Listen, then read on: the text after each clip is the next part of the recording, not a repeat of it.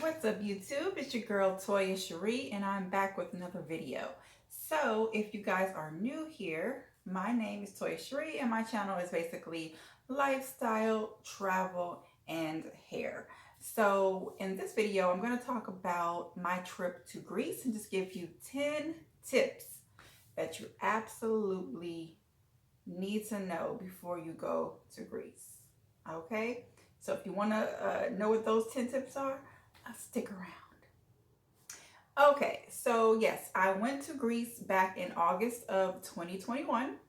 So, Greece, by the way, is beautiful. Just to let you guys know, I will insert some pictures and things as this video goes along. But okay, so 10 tips for Greece. So, number one, first of all, is public transportation.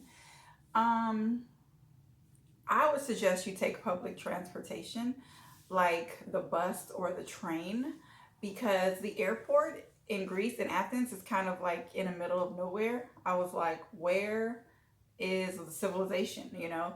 And if you want to take, and it's kind of far from the actual like city life, the airport city life. When I say far, I want to say about 15, 20 minutes. But you don't want to take a cab. I mean, you can if you want to, but it's kind of pricey. So, if you got the money, go ahead and do what you want to do. Okay. But I suggest take a bus or a train. And that's what I did. We took a bus and we took it all the way into the city of Athens. And it was cheap. It was like $7. And on the way, you can look at the city. I got a chance to look at, the city and things of that nature. So yeah, I would say take the bus because a cab is going to cost you moolah. Okay. They also have Uber in Greece. So that's another thing. Their cabs are Ubers. So, if you don't want to get like a regular cab, you can do the Uber in Greece. And it's just straight from your actual app on Uber. And you can look at it and get a cab get an Uber cab in Greece. Number two, I would say take the ferry to other islands. If you're going to Athens, definitely visit the other islands. There's, I don't know, about 4 or 5 of them, but definitely take the ferry over to the other islands because one, it's cheaper, and two, you get to see other islands. Like, why not? So, and another tip with the ferry is you can buy like the cheapest ticket, and then they might make you sit somewhere, but then you can like once the ferry takes off, you can really just get up and sit where you want. Okay. That's what I did because I'm like, I'm not sitting next to all these people. They crowd you in like a space of all these people, and I'm like, hello, COVID.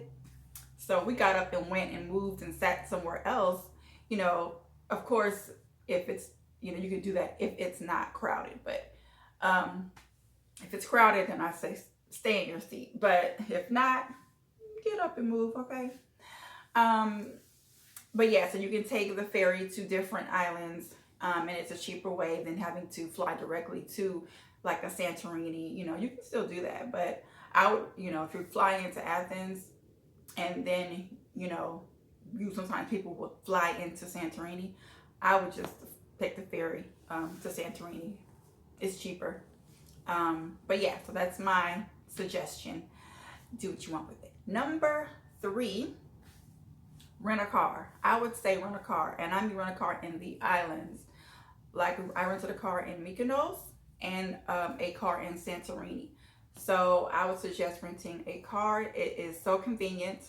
You can see way more in Mykonos when you have a rental car because everything from the port of Mykonos to like the beaches and stuff, the beaches are way out. The nice beaches are way, way out. The beach clubs are way out.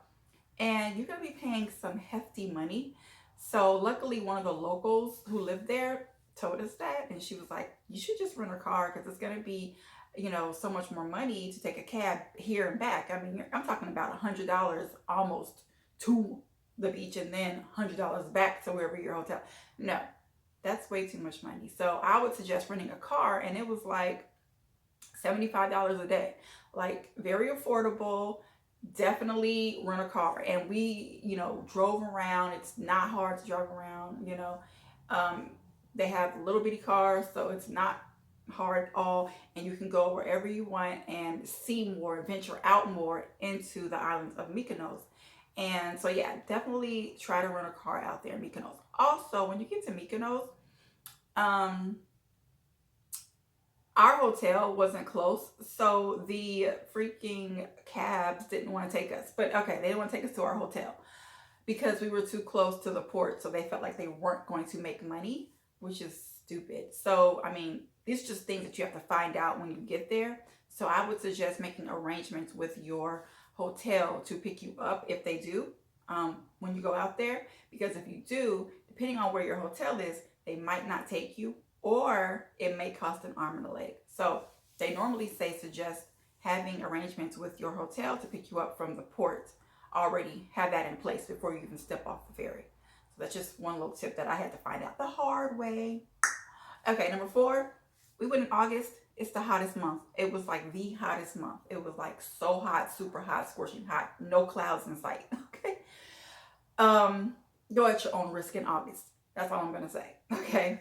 It's smack dab in the middle of summer. So if you want to go in the summer in August, just know it's going to be super hot, and I mean hot, hot, hot.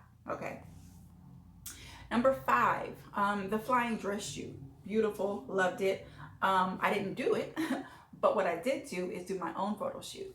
You don't have to do the flying photo shoot. You can if you want, of course. Everybody wants to just do it, but it is going to be a little pricey. You have to rent the dress, and that can cost upwards of $200. And you have to pay for the photographer and the ride there, and so it can get up there. And if you want to spend the money, go ahead, please, please do. If not, you can get your own photographer, have your own dress, bring your own dress, and take pictures like I did. Okay. And the pictures came out pretty, and I will still show you those. Okay.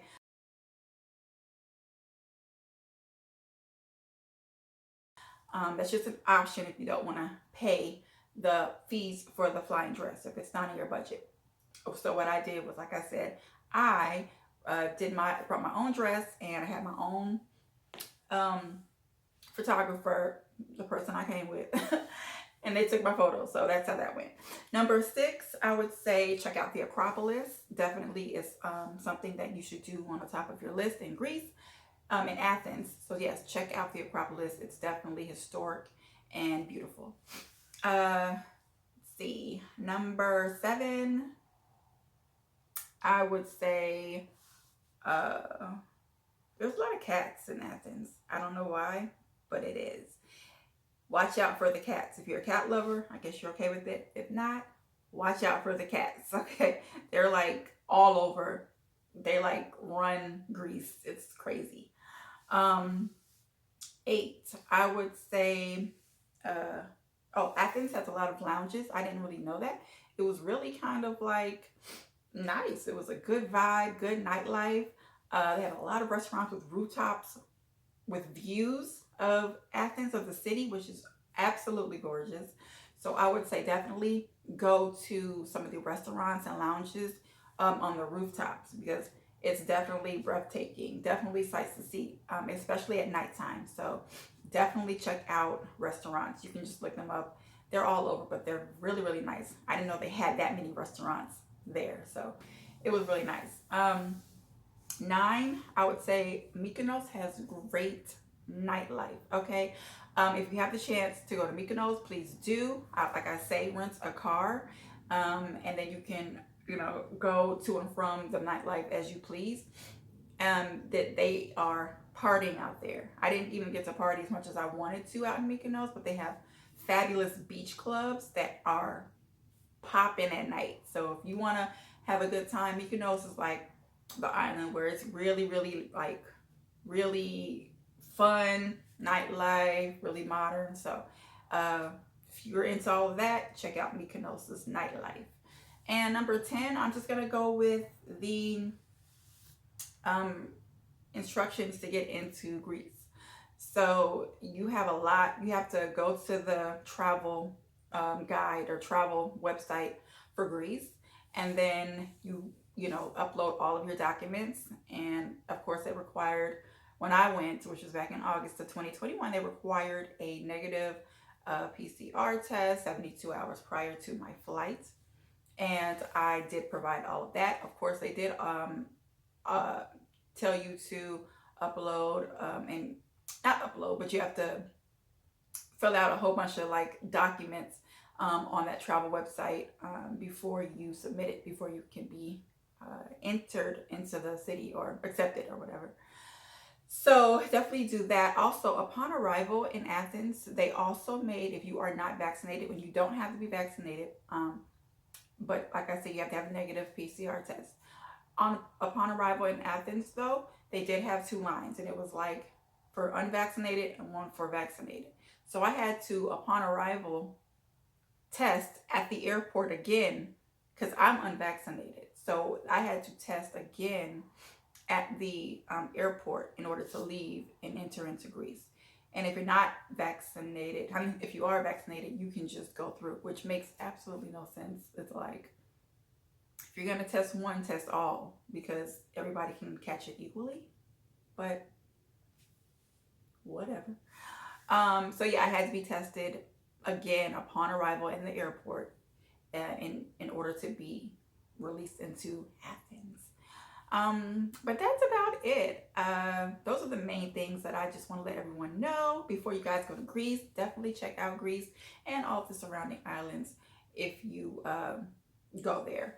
And that's pretty much it. Please follow me on Instagram, guys, and make sure you check back to my channel for more updates on vlogs and more travel vlogs that I will be doing more this year. Okay, so I will see you guys in my next video, and thank you for watching.